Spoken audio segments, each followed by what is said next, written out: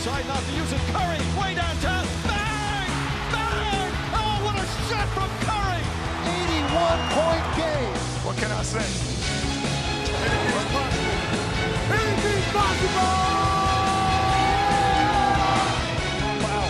Bonjour à toutes et à tous, bienvenue dans cet épisode 10 de Starting 5. Je suis en compagnie de la fine équipe. Comment allez-vous, messieurs? Super. Ça va. Très bien, très bien. Donc au programme d'aujourd'hui, on va parler d'une équipe qui, mine de rien, sera en plein milieu des projecteurs à partir de cette saison, Minnesota Timberwolves. Donc je replace le plan. Donc ils ont terminé l'exercice avec un bilan de 29 victoires et 53 défaites, avec un Andrew Wiggins encore en progression, 20 points de moyenne, Karl Anthony Towns qui a survolé le rookie wall, 18,3 points, une palette de jeunes joueurs prometteurs et un Kevin Garnett toujours présent. La saison dernière était une véritable amélioration collective et individuelle pour tous les joueurs de Mini. Bon, pas assez solide pour accrocher un spot en playoff, cependant.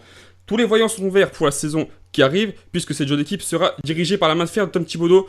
Autant dire qu'elle sera l'une des équipes les plus attendues. Tout d'abord, on va commencer par Towns, 18,3 points, 10,5 rebonds de moyenne et 1,7 blocs, rookie de l'année incontestablement.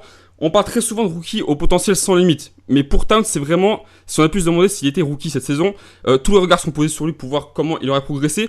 Est-ce que, messieurs, je rebondis sur une question que Flo avait posée lors du podcast précédent, est-ce qu'on a déjà vu un joueur aussi dominant et quasiment all-around après une saison rookie ces dernières années? On avait déjà un peu abordé le sujet la dernière fois de Towns et on a beau chercher, mais depuis LeBron James, il n'y a eu aucun rookie aussi dominant. Effectivement, quand tu parles de rookie au potentiel sans limite, c'est vraiment la première personne à laquelle on pense. Après voilà, je pense que cette saison va être très formatrice pour lui, tout simplement parce que déjà il y a un nouveau coach qui arrive, un nouveau coach qui est très compétent, mais qui, on va dire, apprécie pas spécialement les jeunes joueurs, qui préfèrent miser sur les joueurs qui ont un peu plus d'expérience, alors qu'aujourd'hui il va avoir une équipe qui va être très jeune. Donc ça c'est la partie qui me tarde, de voir comment les jeunes joueurs vont pouvoir s'adapter à Thibodeau. Mais après, Karl Anthony Towns en lui-même, je sais pas qui aujourd'hui peut émettre une seule critique sur le joueur. Hein. Ouais, franchement, pour en revenir à 4, c'est clair que depuis LeBron James, on n'a jamais vu ça. Ce qui est assez impressionnant, c'est son temps d'adaptation. Il a eu 0 temps d'adaptation, c'est-à-dire qu'il s'est mis tout de suite au niveau de la ligue. Pour un rookie, c'est impressionnant. Et franchement, chapeau. Après, alors moi, par rapport à Tom Thibodeau, j'ai confiance. C'est vrai qu'il fait pas confiance aux jeunes joueurs, mais il va falloir que les joueurs soient solides avec lui, parce que c'est un coach très très dur. Hein. Donc il faut le tenir, hein, le Tom Thibodeau. Mais je pense que ça va marcher et j'ai vraiment hâte de voir ça. Ouais, c'est ça. Ce qu'il faut souligner aussi, c'est que dès sa première saison, il a joué 82 matchs, il a joué 32 minutes de moyenne. Et il a une régularité folle, il a des stats monstrueuses. Il a déjà en double-double dès sa saison de rookie. Et ce mec-là, c'est clairement le futur de la ligue, et j'espère qu'il portera les Wolves comme l'équipe du futur en tout cas. Ouais, oui, je pense. Ce qui est dingue, c'est qu'en plus, c'est pas pris le rookie wall, c'est-à-dire qu'il a eu 0 fatigue comparé à Porzingis qui lui se l'est pris dès février, je crois. À partir de là, son niveau a baissé, ce qui est tout à fait normal. Mais voilà, lui non, au contraire, son niveau a augmenté jusqu'à la fin de la saison. Ouais, c'est ça. Et puis du coup, il a été un peu, au début de la saison, on parlait plus de Porzingis parce qu'on l'attendait pas du tout à ce niveau. On se souvient de la réaction des fans des Knicks lors de la draft. Hein, c'était pas glorieux. Ouais. Au final, ils se sont un peu rendu compte que le gars avait du potentiel, et finalement, comme tu dis, ça a régressé au fil de la saison. C'était pas dégueulasse, mais ça restait correct. Et pendant ce temps-là, tu avais Karl Anthony Towns qui était en train de défoncer tout le monde presque en passant inaperçu. Et puis finalement, il prend le Rookie of the Year, et c'est justifié de loin d'ailleurs. Ouais. Ce que j'attends de voir avec impatience, c'est l'impact que va avoir Thibodeau sur la défense de Karl Anthony Towns. Offensivement, c'est un monstre. Donc à la limite, c'est pas la partie du jeu qu'il a besoin de perfectionner. Défensivement, il est bon, mais c'est vraiment là où il a à progresser. Et je pense que là, l'impact de Thibodeau, il peut vraiment être bon à la fois pour Towns, mais aussi pour toute l'équipe de Minnesota. Parce que des joueurs qui savent marquer des paniers, ils en ont. Hein. Zach LaVine, Karl Anthony Towns. Mais défensivement, c'est là où il pêche. Et c'est là où le choix de Thibodeau est d'autant plus intéressant. Ouais, après, il est quand même ultra présent au rebond. Il a quand même 7 rebonds de moyenne en défense et il est à presque 2 blocs par match. C'est correct. Hein. Bah, dans le sens, les contres, ça veut pas dire que tu défends bien. Hein. Non, c'est sûr, mais il est quand même déjà présent au Les rebond. rebonds défensifs non plus. Hein. De quoi? Les rebonds défensifs non plus, ça veut pas dire que tu défends bien pour autant. Ah oui, non, je dis pas, mais n'empêche qu'il a déjà des bonnes bases et c'est vrai que Thibodeau devra travailler là-dessus, mais... Exactement, il a des bases pour l'instant, il a rien de plus. C'est un bon défenseur, mais faut qu'il monte d'un cran. Défensivement, c'est là où il doit progresser. Et si Thibodeau arrive à le développer défensivement à un niveau de son attaque, ça va être un joueur monstrueux et limite injouable. Hein. De toute façon, il peut avoir que confiance en Thibodeau. Hein. Ouais, après, je suis pas fan de Thibodeau dans le développement des joueurs. Ah, si tu parles des jeunes joueurs, je suis d'accord avec toi. Voilà, après, Thibodeau, c'est un point qu'on abordera plus tard. Donc, je voulais aussi vous demander, messieurs, parce qu'à l'heure où on parle, on ne sait toujours pas finalement si Kevin Garnett serait d'accord et prêt pour un dernier tour de piste. Finalement, est-ce que ce ne serait pas le moment pour lui de tirer sa révérence et est-ce que cette retraite, justement, aurait un impact chez les Wolves? Pas au niveau du parquet, puisqu'on sait très bien que ses apports étaient faméliques, mais en dehors. Ah, il faut qu'il continue une année de plus. Juste si c'est pour... parce que il continuera, mais il sera dans un rôle de mentor pour la raquette et pour Towns. Et avoir un mec comme Garnett qui a son expérience, qui a son savoir-faire, et clairement une grosse identité, et c'est même une icône au sein de la ligue, c'est toujours bon à prendre des conseils de mecs comme ça. Donc c'est pour ça que je pense que juste cette année, Garnett va continuer, après ce sera fini.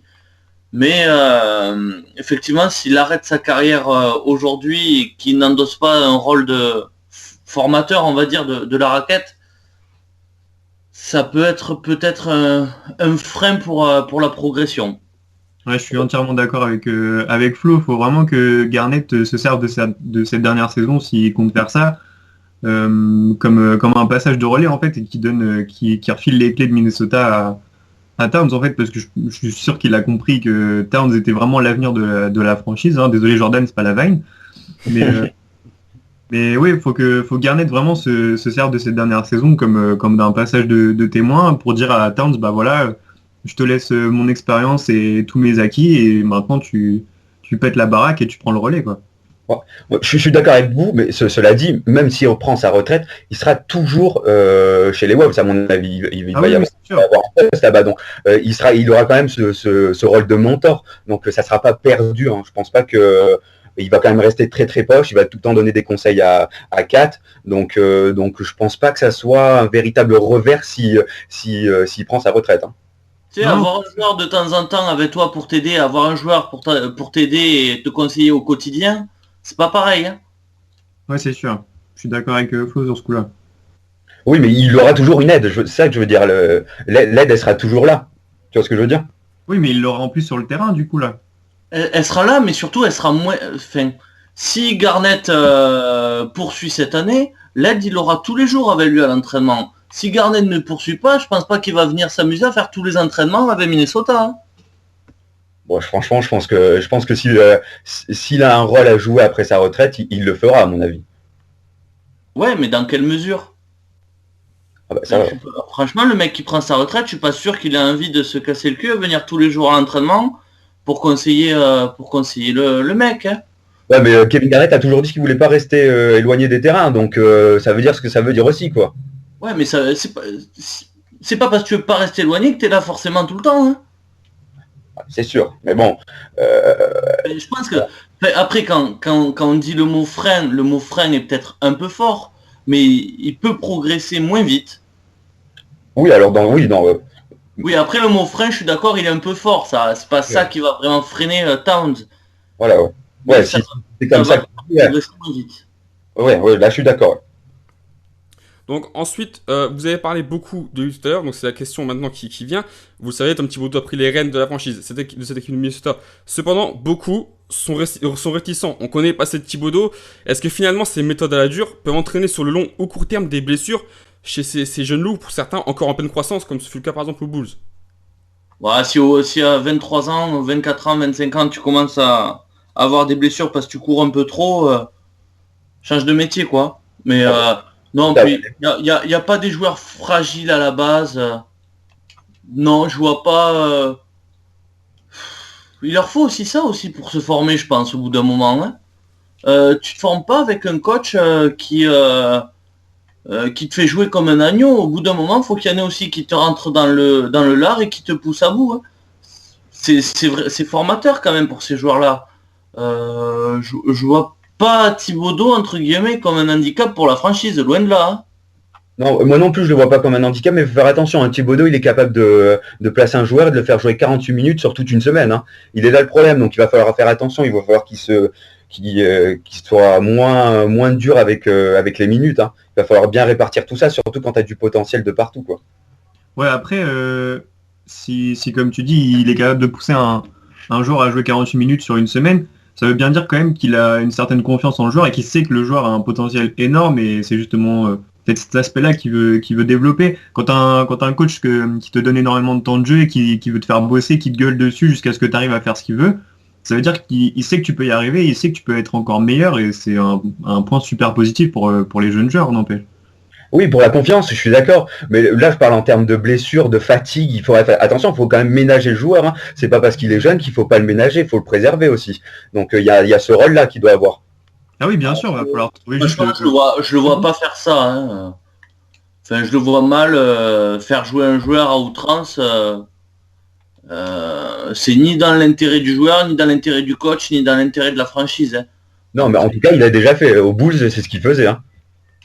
Moi, franchement, je suis pas du tout inquiet.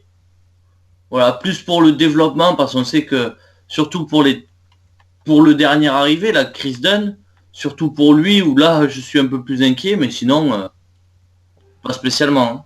De toute façon, ça va être simple. Hein. Il va jouer en tant que remplaçant. Il va jouer moins de 20 minutes. Et puis voilà, ça va s'arrêter là. Hein. C'est peut-être ça qui est dommage aussi.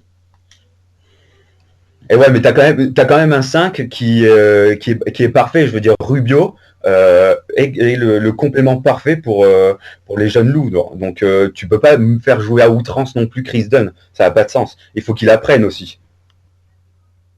Pas à outrance, mais je pense que là, Dunn, je vais pas dire qu'il est pas tombé au bon endroit, mais bon, il est pas tombé là où c'est le plus simple pour lui, quoi. Ah oui, non, c'est sûr. C'est sûr. Pour Chris Dunn, on en avait parlé justement dans un podcast précédent où on disait que justement Chris Dunn aurait beaucoup de mal à prendre la place de Ricky Rubio parce que Ricky Rubio est tellement régulé quand il peut jouer en tout cas. Mais c'est vrai que Flo a raison en disant que Ricky Rubio c'est Jordan qui a dit que c'était un parfait complément, je sais plus. Oui, c'est moi. C'est toi, bah voilà, je suis d'accord avec Jordan du coup. Non mais c'est vrai que Flo a raison dans le sens où c'est dommage que Thibodeau fasse pas plus confiance aux jeunes joueurs, à ceux qui en ont besoin, qui arrivent tout juste et qui ont besoin de temps de jeu pour se développer, qui ont besoin de cette confiance du coach pour progresser dans le bon sens du terme. Bah ouais, je suis d'accord. Cela dit, je trouve que 20 minutes par match, c'est quand même bien pour un rookie. Hein. C'est pas dégueulasse non plus. Hein.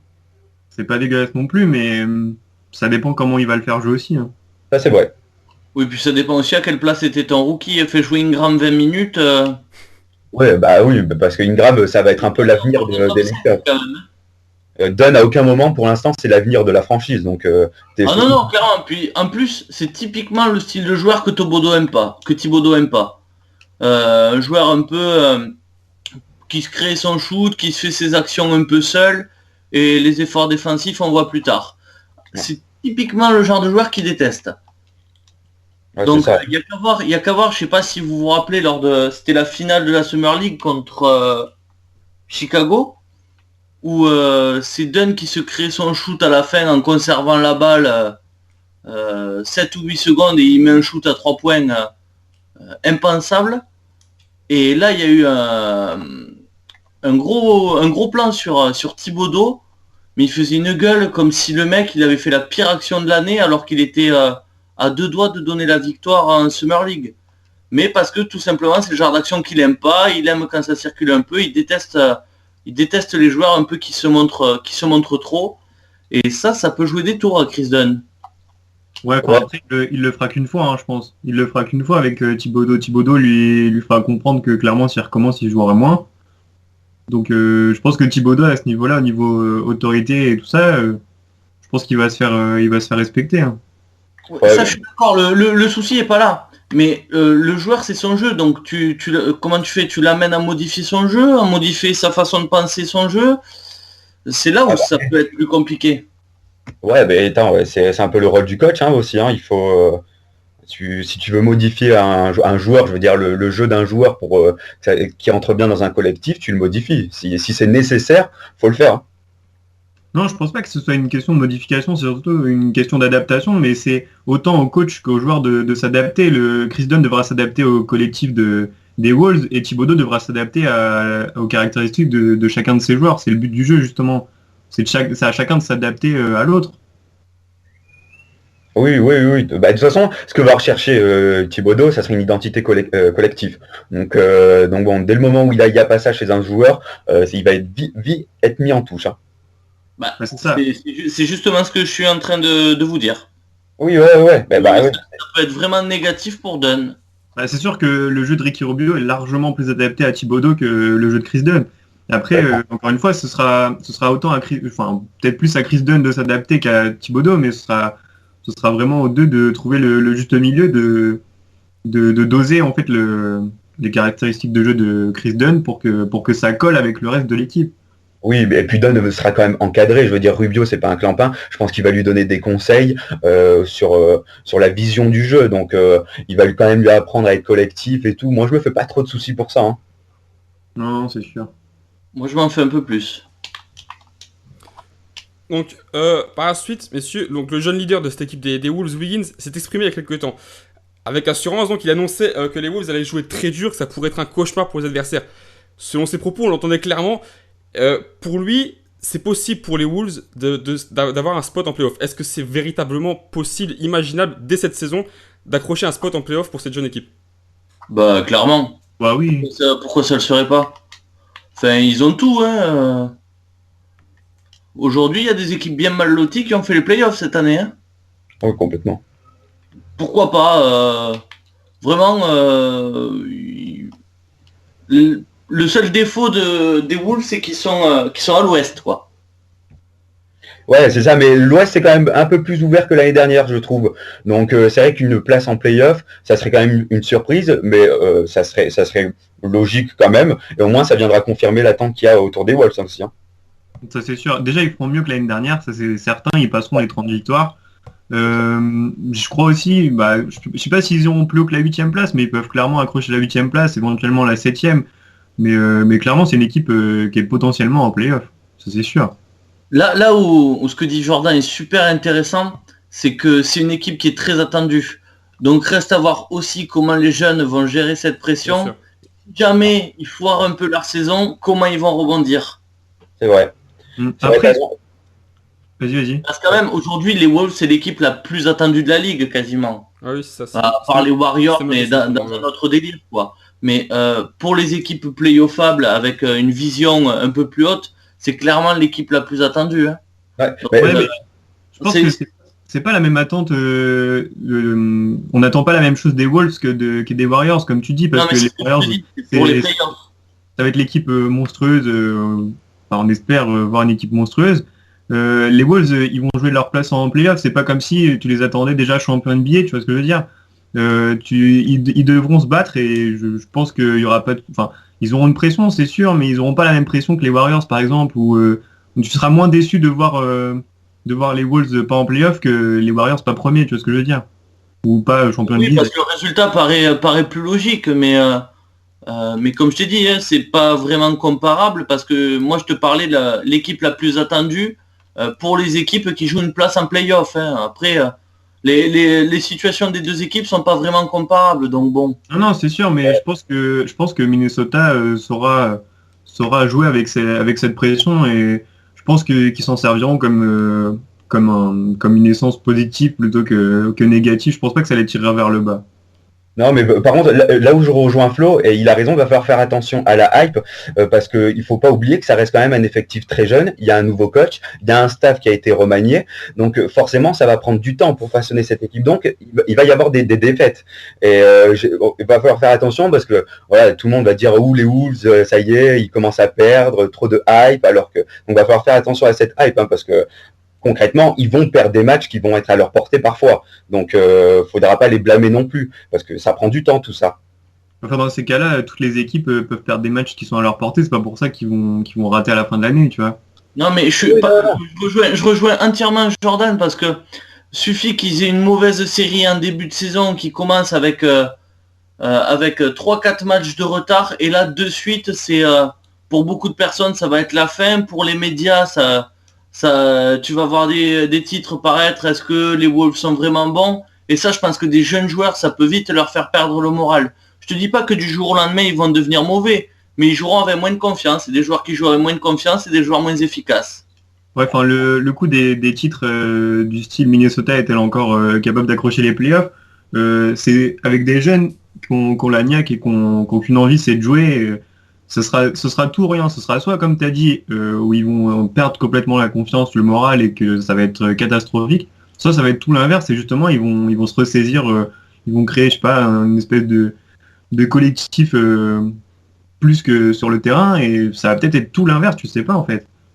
Bah, une équipe jeune, généralement, est moins enclin à bien gérer la pression. Je sais pas si tu te rappelles, il y a 2 ans, il y avait le journal local de l'Oklahoma qui avait qualifié Kevin Durant de monsieur peu fiable. Ouais. Je sais pas si tu te rappelles. Et la réaction de Durant, parce qu'il avait une mauvaise passe, ça lui arrive aussi, mais il avait quand même super mal pris et ça avait pas été pareil, ça avait été tendu pour un moment. Et on parle de Durant, c'est quelqu'un qui avait quand même une certaine expérience dans la ligue, qui savait comment ça se passait. Donc Mais je sais après, pas. ça dépend du caractère de chacun aussi, ça. Ben ouais, mais attends, ça dépend aussi de l'expérience des mecs. Hein. Non, mais si ça se trouve, dans l'équipe des Wolves, t'as des mecs qui ont plus de mental que Kevin Durant, tu peux pas savoir encore, on les connaît Ouais, pas. mais moins d'expérience. L'expérience pour gérer tout ça, enfin, ce qui fait que tout ceci est bien géré le plus souvent, au-delà du caractère, c'est l'expérience. Hein. Oui, parce que tu peux avoir un mental et si l'expérience ou pas. Les médias, c'est comme le basket, hein, ça apprend à se gérer aussi. Hein. Et quand tu viens d'arriver dans la ligue il y a 1 ou 2 ans, là aujourd'hui les Wolves seront mis les projecteurs en plein dessus alors qu'avant ils l'avaient pas, ben ça va leur changer la donne. Hein. Oui, mais alors dans ces cas-là, imagine le cas inverse. Imagine les Wolves, ils commencent en trombe. Bon, je te dis pas qu'ils tapent les 24 victoires de suite, hein, mais ils commencent avec un bilan qui est positif. Ils ont 2 ou 3 victoires d'avance. Du coup, on les voit trop beaux. Et après, ça dégringole. Tu vois ce que je veux dire? Ça peut marcher dans les deux sens, mais... Ouais, mais je pense que les mecs, ils préfèrent quand même dans la presse qu'on dise qu'ils sont très bons plutôt qu'ils sont très mauvais. Hein. Oui, largement. Tu vois, c'est pas, je te dis pas, on va dire qu'ils sont très bons, on va dire qu'ils sont trop bons, tu vois, finalement. Tu vois ce que je veux dire? On va les voir trop beaux et du coup, ils vont se croire trop beaux, ils vont prendre une confiance surdimensionnée et ça va leur porter préjudice. Ça se trouve, ça va être dans ce sens-là. Voilà, tu sais pas ce qui peut arriver, ça dépend vraiment du mental des joueurs. La pression est beaucoup plus facile à gérer quand on dit que t'es trop bon plutôt que quand on dit que t'es trop mauvais. Hein. Ça, Oui, c'est une certitude. Hein. Je doute qu'ils commencent les matchs en trombe aussi. Hein. Franchement, C'est dans l'hypothèse où, tu vois, c'est vraiment une hypothèse, je dis pas non plus, mais je suis pas d'accord avec toi, Flo, en disant que pour moi, la pression négative, elle est plus facile à gérer que la pression positive. Bah écoute, je sais pas, mais je pense que les joueurs aujourd'hui préfèrent qu'on dise qu'ils sont très bons plutôt que très mauvais. Hein. J'ai pas dit très bon, j'ai dit trop bon. Bah même trop bon que trop mauvais. Hein. Regarde Kyrie Irving. Ouais, mais Kyrie Irving, t'es objectif aussi. Non, mais on dit qu'il est trop bon, ben je pense que lui, ça l'enchante. Hein. La preuve, hein, il s'est sublimé en play-off. Ouais. Encore une fois, ça dépend de chacun aussi. Hein. Vaut mieux avoir une pression positive que négative, franchement. Hein. Clairement. Dans l'absolu et surtout sur le long terme. Donc ça sera beaucoup plus bénéfique au sein de l'équipe d'avoir une pression positive qu'une pression négative, parce qu'après ça peut créer de l'altercation, une mauvaise ambiance, et c'est pesant, donc là c'est ce qui désigne totalement un collectif. Donc ouais, enfin la pression positive elle peut aussi très bien causer des altercations et des des coups de chaud dans les vestiaires. Un mec qui Ouais, prend c'est trop parce que confiance c'est négatif. parce qu'il s'approprie le succès de l'équipe et il va dire bah vous êtes à côté de moi, mais c'est moi qui gère la balle, c'est moi qui prends la balle, c'est moi qui prends le shoot à la fin du match. Et ça peut très bien partir en couille dans ce sens-là. Hein. Ouais, mais je doute qu'il y ait des Il y mentalités a comme ça. beaucoup moins de chance. Par contre, quand il y a une pression négative, là, tu te mets vite à chercher un coupable. Hein. Ouais, grave. Et là, c'est pas pareil. Hein. Les altercations, c'est moins, t'as marqué 3 points de plus que moi. Hein. Après, c'est clairement dans les deux sens, enfin dans les deux cas possibles, c'est clairement tout ou rien. C'est soit les joueurs vont dégringoler, soit ils vont reprendre la confiance. Je sais pas. Mais pour moi, ça peut marcher dans les deux sens. Hein. Will see, hein. Donc finalement, on parlait tout à l'heure de la nécessité de Kevin Garnett pour rester une saison de plus. Donc finalement, vous avez parlé de hype. Est-ce que justement, l'apport des vétérans, justement, va être essentiel pour les accompagner dans cette hype, dans les projecteurs qui sont sur eux? Je pense à Tyson Prince et à Kevin Garnett qui pourraient peut-être revenir. Ouais. Tyson Prince, hein. Tyson Prince, il est parti. Hein. Il est parti? Ah, excusez-moi. Pardon. Ouais. Donc Kevin Tyson Prince est parti. Et donc, ce qui ferait office on va dire, de vétéran, tu peux avoir, ouais, franchement, un Kevin Garnett serait parfait. C'est clair, on en revient au tout début, un Kevin Garnett serait parfait.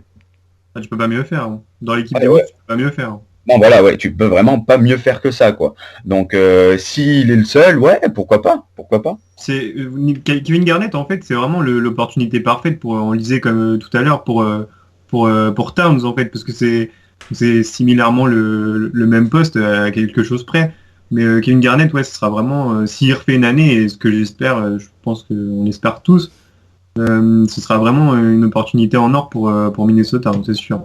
Mm. Autant sur le terrain qu'en dehors. Et donc, donc finalement, pour clore cette page Wolves, messieurs, est-ce qu'il serait nécessaire pour les Wolves de garder à l'avenir, ou en tout cas autant que possible, parce qu'on sait que ça peut vite basculer, leur jeune trio star en les personnes de Wiggins, Towns et Lavine n'est pas cédé à un trade ou autre chose comme ça qui pourrait peut-être bouger ce futur Big Three? Je sais pas s'ils pourront garder tout le monde, hein, parce que quand ils seront agents libres, tu vas les retenir avec la planche à billets. Même s'ils auront la restriction au niveau des agents libres, mais ça te fera 3 joueurs en contrat max. Et comment tu gères 3 joueurs en contrat max? Tu mets qui à côté? Ouais, c'est vrai que ça a l'air compliqué comme ça, pour l'instant du moins. Clairement. Mais clairement, s'il y a un des 3 joueurs qu'il faut garder pour Minnesota, c'est Towns. Hein.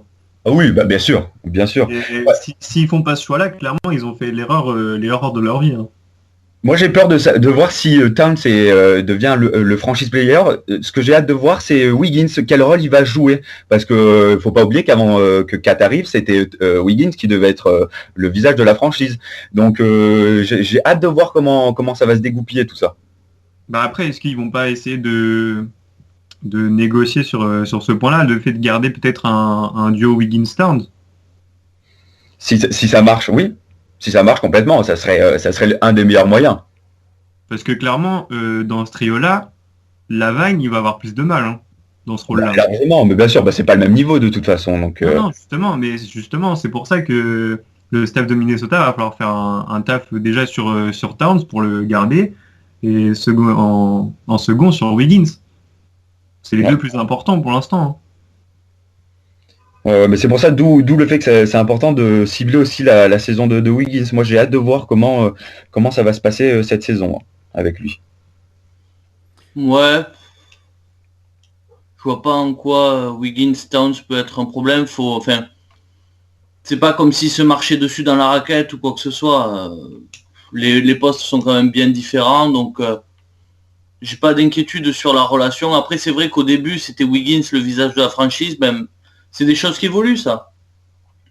Oui, Je sais pas s'il a un ego super important aussi, au point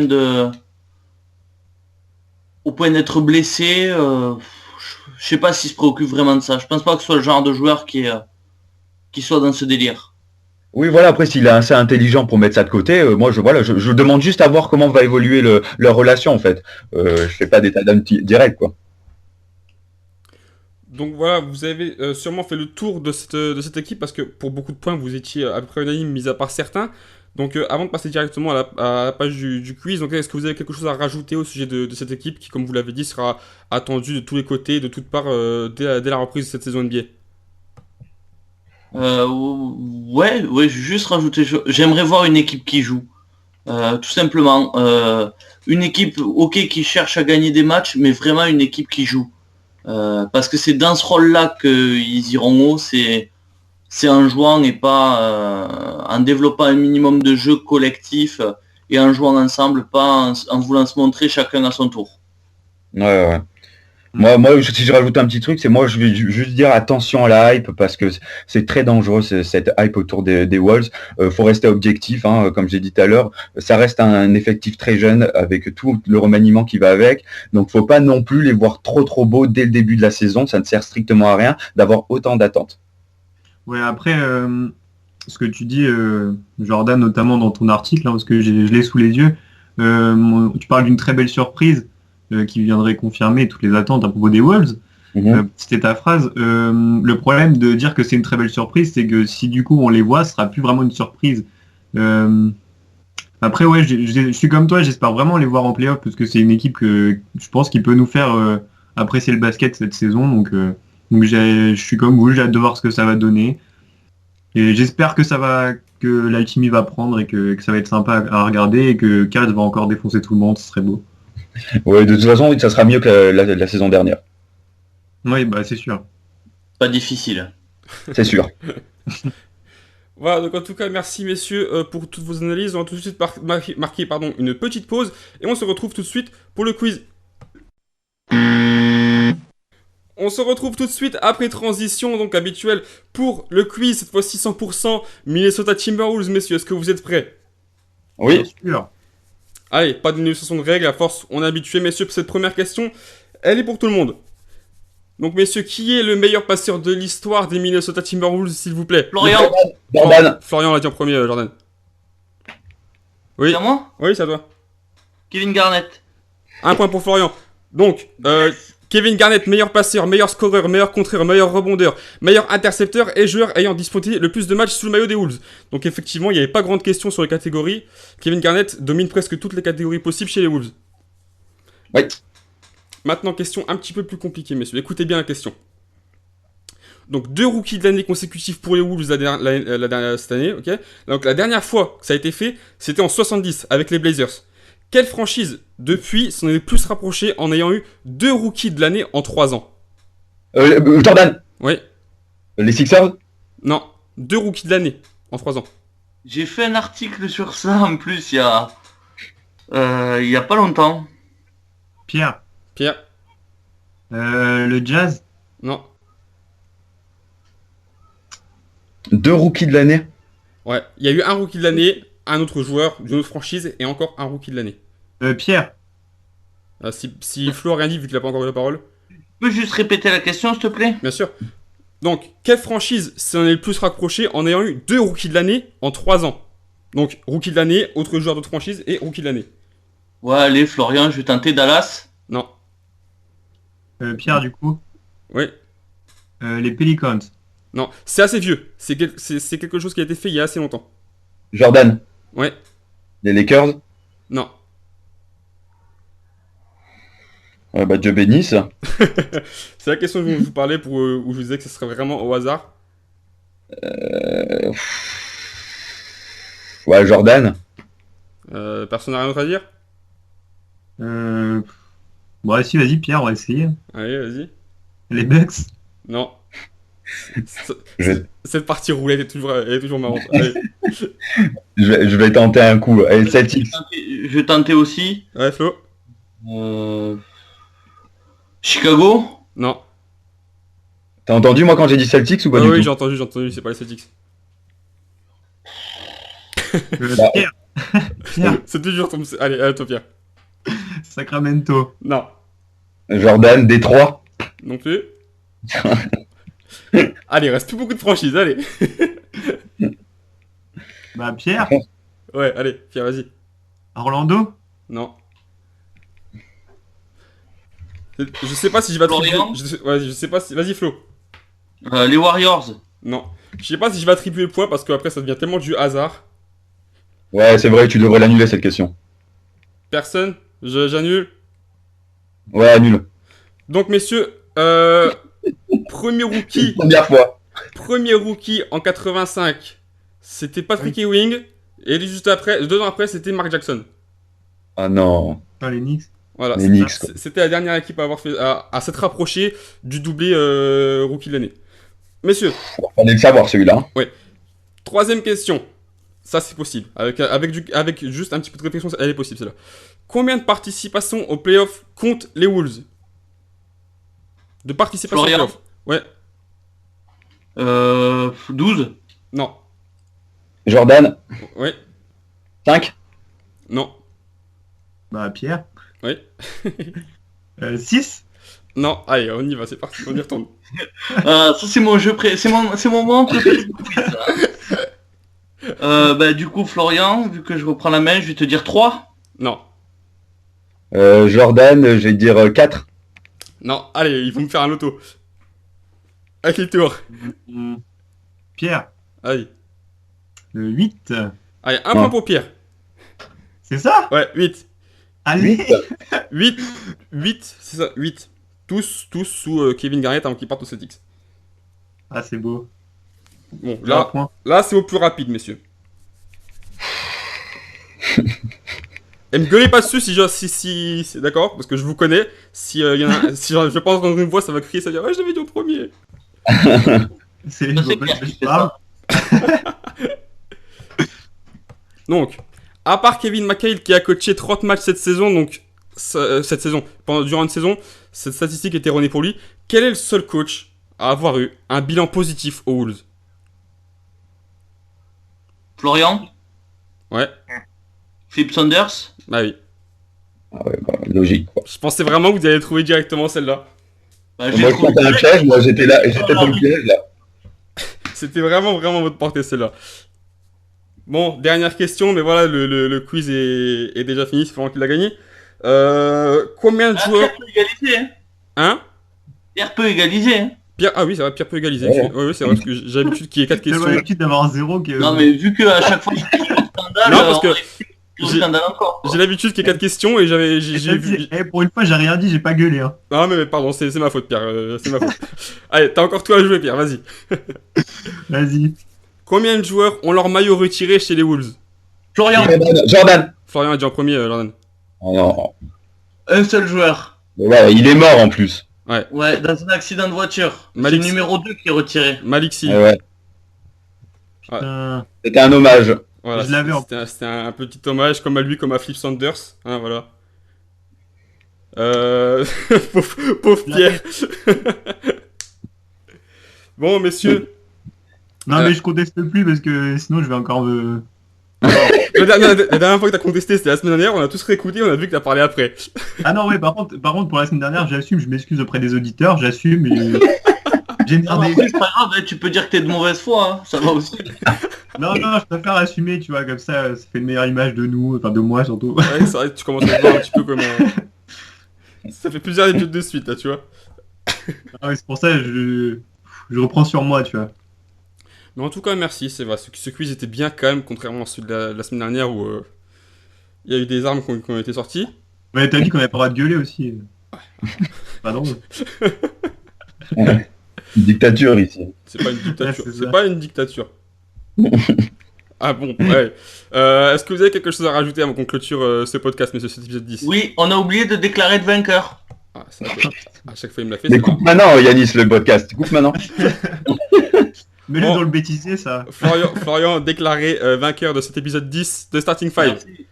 Voilà. Merci. Il la voulait, il l'a eu, il est content. Oh, on peut souffler nos bougies, c'est le 10e épisode. C'est le 10e épisode, on peut souffler des bougies, ça va. Eh, Jordan, t'as 0 là, non? Ah ouais, j'ai 0 là. Et ça Bah fait- j'avoue, franchement, j'ai un milliseconde de retard à chaque fois avec Flo, genre. Et ça Quand fait il 2 dit- fois de suite. Ouais. Et ben voilà, donc il y a plus que moi qui suis nul. Non, mais moi je relativise, tu sais, je suis pas là pour gagner, les gars. Hein. Je suis là pour profiter, m'amuser. Hein. Heureusement que t'es pas là pour gagner. Hein. Le jour, Je n'ai pas besoin de ça, moi. le jour où tu vas gagner un quiz, tu vas nous péter les... J'ai déjà gagné un quiz. Hein. Il a déjà gagné. On va en entendre parler pendant 6 mois. J'ai déjà gagné un quiz, et donc toi, essaye d'abord aussi de gagner 2 quiz. Moi? Ouais, t'en as gagné pas aussi. La bataille de dernier, c'est Philadelphie contre Brooklyn, les deux. Bon, bah, je prends les Sixers quand même. Wow. Oh là là là là. Jordan va nous jouer à la loterie la semaine prochaine. Donc en tout cas, en tout cas, messieurs, merci pour cet épisode encore une fois. 10, comme tu as dit, Jordan, ça passe très vite. En tout cas, j'espère que vous continuez à apprécier ces épisodes tous autant qu'ils sont. À la semaine prochaine pour le 11e épisode de Starting Five. On se rapproche vraiment d'un reprise NBA. Je peux vous dire qu'on a vraiment hâte. À la prochaine pour un prochain épisode. Bye! Ciao, ciao.